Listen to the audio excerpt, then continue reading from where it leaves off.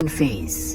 इस कहानी की शुरुआत फ्लोरिडा के जंगलों से होती है, जहां पर दो आदमियों को दिखाया जाता है जो यहां पर सर्वे करने के लिए आए हैं। और जब उनमें से एक अपने यंत्र को जमीन में गाड़ता है तो वहां से लाल रंग निकलता है। वो उसे छू कर देखता है, दरअसल ये खून है। और तभी उसे जमीन में लकड़ी का एक फेस दिखता है जो उसे खींच लेता है।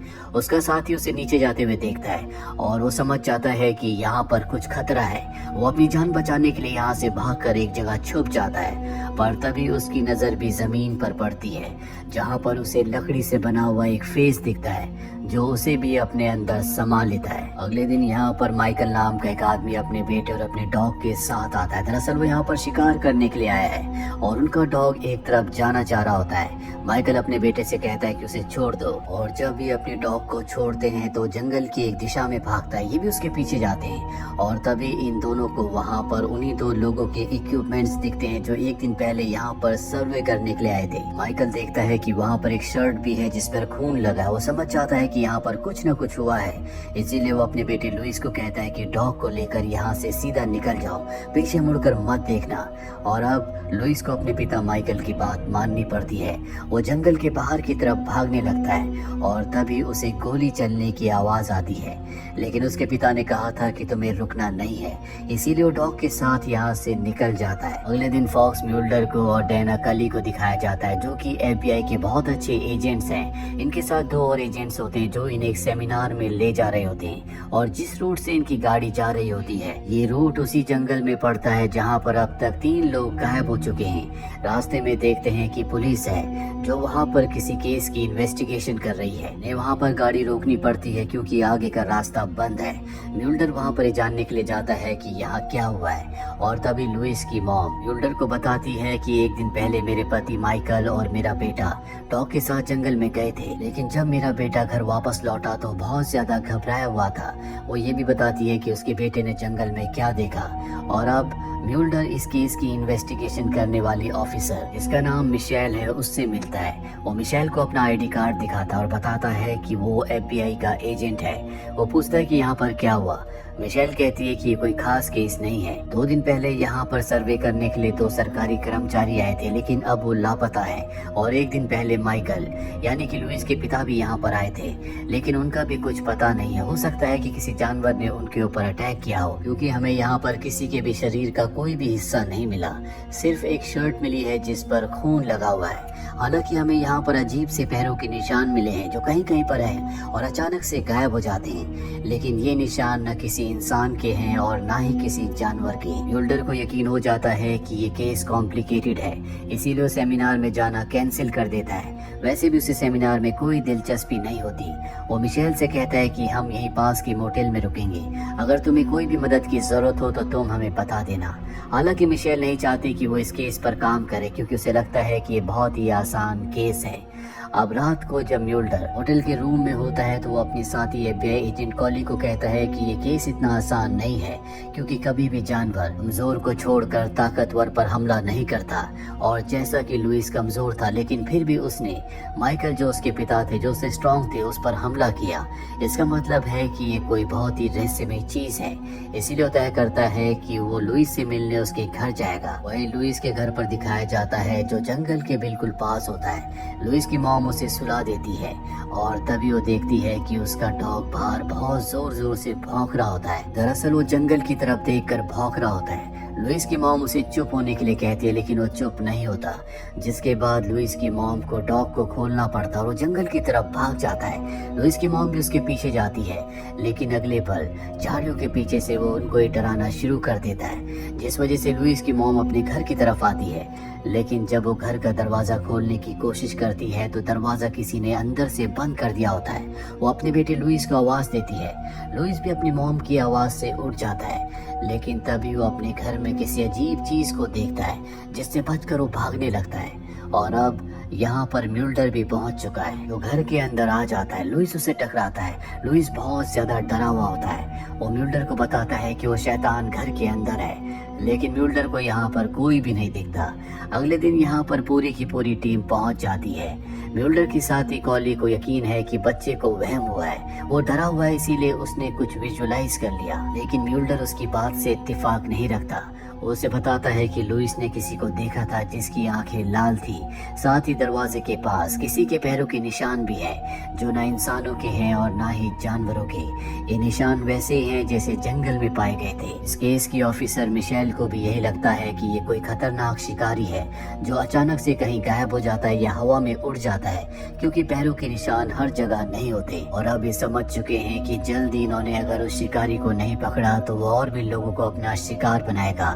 इसीलिए म्यूल्डर, कॉली, मिशेल और इनके साथ एक टेक इंजीनियर जंगल में जाने का फैसला करते हैं। टेक इंजीनियर के पास एक डिवाइस होता है जो हीट को डिटेक्ट करता है, यानी कि उसके सामने कोई भी हीट आएगी तो स्क्रीन पर वो विजिबल हो जाएगा, क्योंकि इन्हें इस बात का भी शक होता है कि शिकारी इनविजिबल है। ये सब के सब अब जंगल में पहुंच जाते हैं। मिशेल कहते हैं कि हम सबको एक साथ रहना होगा, क्योंकि ये बहुत ही भयानक, बहुत ही खतरनाक जंगल है जहाँ पर अक्सर लोग खो जाते हैं। जंगल में आगे बढ़ते हुए मिशेल जगह जगह पर सफेद पत्थर रख रही होती है ताकि वापस आने में इन्हें कोई भी असुविधा ना हो। लेकिन तभी हमें उस क्रिएचर का हाथ दिखाया जाता है जो उन पत्थरों को उनकी जगह से हटा रहा होता है ताकि इन सब को वापस आने का रास्ता ना मिले। यहाँ पर हमें समझ में आ जाता है कि ये क्रिएचर खतरनाक होने के साथ साथ बहुत ज्यादा इंटेलिजेंट भी है।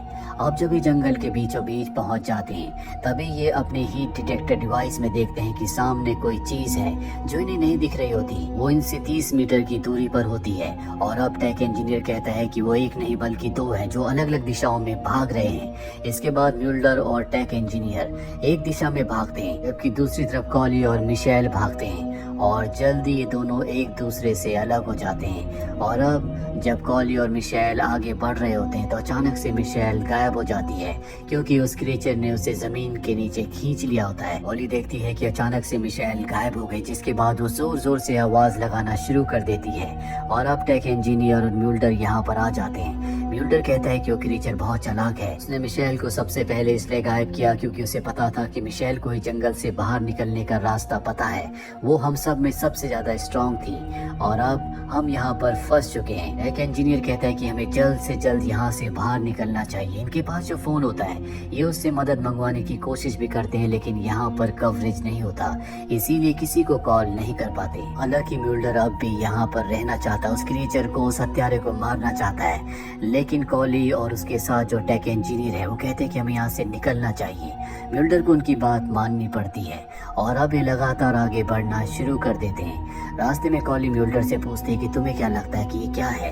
म्यूल्डर बताता है कि यहाँ पर एक बहुत पुरानी कहानी बहुत प्रचलित है जो कि एक राक्षस के बारे में है जो लोगों के जानवरों को मार दिया करता था। कॉली को इस कहानी पर बिल्कुल भी विश्वास नहीं होता। काफी देर चलने के बाद भी जब ये जंगल से बाहर नहीं निकलते तो टेक इंजीनियर बताता है कि मिशेल ने जो बाहर जाने के लिए पत्थर के निशान रखे थे अब वो पत्थर के निशान अपनी जगह पर नहीं है। साथ ही टेक इंजीनियर लगातार अपनी स्क्रीन पर देख रहा होता है और तभी उसे सामने कोई दिखता है जो स्क्रीन पर तो दिख रहा होता है लेकिन आंखों से नहीं। म्यूल्डर उस तरफ भागता है और पहली बार वो उस राक्षस को, उस क्रीचर को देखता है जो कि कैमोफ्लाज होता है, यानी कि वो पत्तों के साथ पत्तों का रूप धारण कर लेता है। साथ ही वो कभी भी गायब हो जाता है और म्यूल्डर और कॉली उस तरफ गोलियां चलाना शुरू कर देते हैं, लेकिन इसका कोई फायदा नहीं होता। वो उस जगह से निकल जाता है और जब ये दोनों पीछे देखते हैं तो इनका साथी वहाँ पर नहीं होता, यानी कि वो चीज टेक इंजीनियर को भी अपने साथ ले गई। इन दोनों को अब कुछ समझ नहीं आता कि इन्हें क्या करना चाहिए। इससे पहले कि ये कोई प्लान बनाते वो क्रिएचर म्यूल्डर को भी अपने साथ खींच कर ले जाता है। कॉली उसका पीछा करती है। म्यूल्डर लगातार उसे आवाज लगा रहा होता है और वो उस जगह तक पहुंच जाती है जहां पर क्रिएचर म्यूल्डर को मारने वाला होता है। कॉली उस तरफ कई सारी गोलियां चलाती है जिस वजह से वो क्रिएचर म्यूल्डर को छोड़कर भाग जाता है, लेकिन इस सब में म्यूल्डर का कंधा बुरी तरह से जख्मी हो जाता है और अब रात हो जाती है। म्यूल्डर कॉली से कहता है कि तुम्हें रात भर जागना होगा। मैं नहीं जाग सकता क्योंकि मैं बुरी तरह से जख्मी हूँ, मुझे आराम की जरूरत है। कॉली पूरी रात जागती है और म्यूल्डर सो जाता है और जब सुबह उसकी आंख खुलती है तो कॉली उसके आसपास नहीं होती। दरअसल कॉली जंगल में कुछ खाने के लिए ढूंढने के लिए गई होती है और तभी म्यूल्डर उसकी चीख की आवाज सुनता है। म्यूल्डर जब उस तरफ भागता है तो देखता है कि कॉली एक गड्ढे में गिरी हुई है और यहाँ पर उसके साथी भी होते हैं जो बुरी तरह से जख्मी हैं। यानी कि उस क्रिएचर ने सबको पकड़कर यहाँ पर कैद किया हुआ है। कॉली के सामने वो क्रिएचर भी होता है जिसने सबको यहाँ पर पकड़ के रखा हुआ है और अब वो कॉली की तरफ उसे मारने के लिए बढ़ता है, लेकिन तभी म्यूल्डर ऊपर से उसकी गन नीचे फेंक देता है, जिसके बाद वो खुद भी नीचे आ जाता है और ये दोनों के दोनों उस क्रिएचर पर गोलियां चलाते हैं, जिससे उसकी मृत्यु हो जाती है। मृत्यु होने के बाद ये पहली बार उस क्रिएचर को देखते हैं जो लकड़ी की तरह होता है। ये कोई इंसान नहीं है, ये कोई अजीब ही चीज है। वही जंगल में दिखाया जाता है जहाँ पर रेस्क्यू टीम इन सबको ढूंढने के लिए पहुंच चुकी होती है। जल्दी ये उस पिट तक, उस गड्ढे तक पहुंच जाते हैं जहाँ पर सारे के सारे फंसे हुए हैं। ये उन सबको निकाल लेते हैं, जिनमें कुछ लोग वो भी होते हैं जो हाल ही में गायब हुए थे। हालांकि वो सब बहुत ज्यादा जख्मी है, लेकिन अब भी वो जिंदा होते हैं। साथ ही क्रिएचर की डेड बॉडी को भी ये सब देखते हैं, जहाँ पर ये देखते हैं कि वो क्रिएचर लकड़ी की तरह होता है। म्यूल्डर कहता है कि कहानियों में कहा गया है कि आज से 450 साल पहले स्पेनिश लोग इन जंगलों में आए थे, क्योंकि यहाँ पर एक फाउंटेन ऑफ यूथ था जिसका पानी पीने के बाद इंसान हमेशा के लिए अमर हो जाया करता था। और उन स्पेनिश लोगों को शायद वो फाउंटेन ऑफ यूथ मिल गया था जिसका पानी पीने के बाद वो अमर हो गए, लेकिन उन्हें नहीं पता था कि उसके साइड इफेक्ट्स भी हैं। उनका शरीर पूरी तरह से बदल गया।